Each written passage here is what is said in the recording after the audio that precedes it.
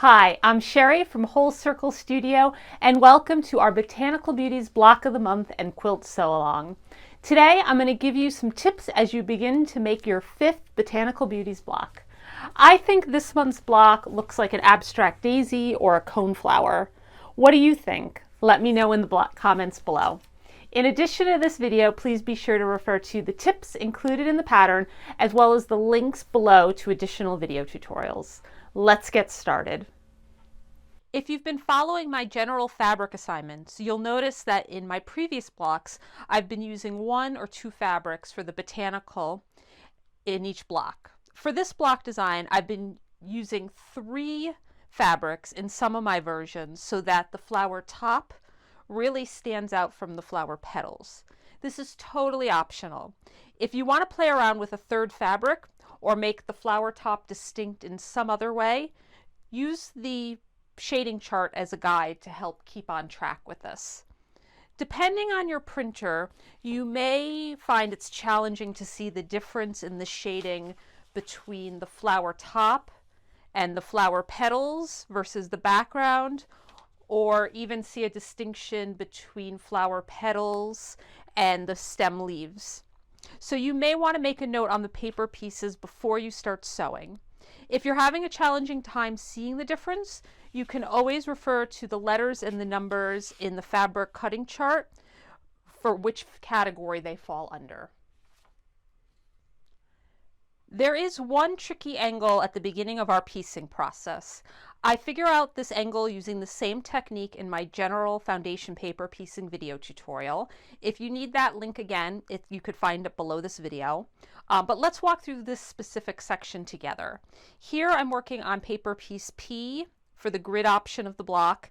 The equivalent of this piece for the wreath option is paper piece G. So let's walk through this. I went ahead and I already have my fabric for sections 1 and 2 attached to my paper. You can see that here. And now I want to add on section 3. And why this might be a little bit tricky is you might see this really long line and want to sew along this line. Resist that temptation.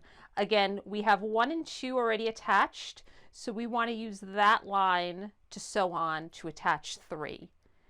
This other line here, this long one, is for 4. So what I'll do, again, I know that this short line is the line I want to sew on because I have 1 and 2 already attached. I put my credit card or this is an old room card or what have you. I'll fold this back. I already just got it out of the way. I cut off my seam allowance, so I have a 1/4 inch seam allowance for my previous sections 1 and 2. And I also went ahead and I made some pencil marks. I'll thicken them up a little bit so you could see them. And those 2 marks indicate where the edge of section 3 is, so I know what I need to fill. Again, I'm walking through this really fast. The more in-depth tutorial can be found below on this.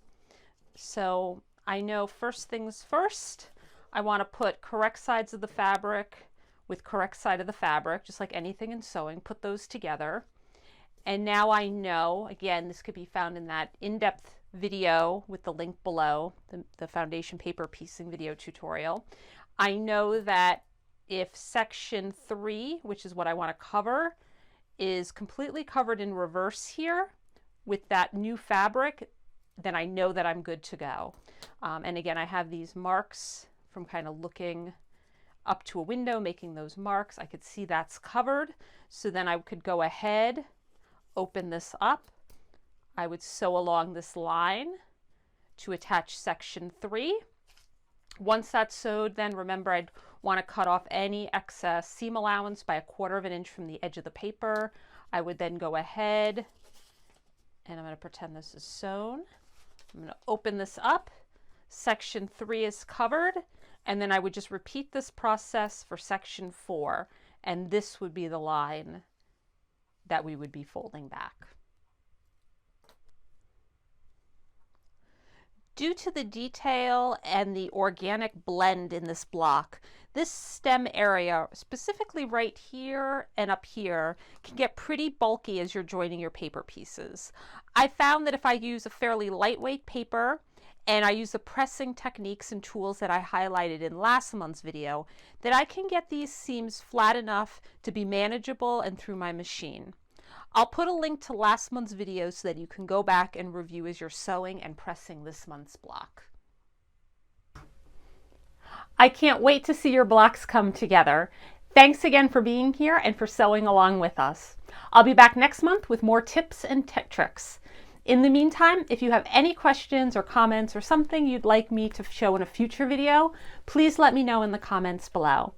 Also, be sure to share your progress on Instagram using the Botanical Beauties hashtags found on the pattern so we can all check out what you're working on.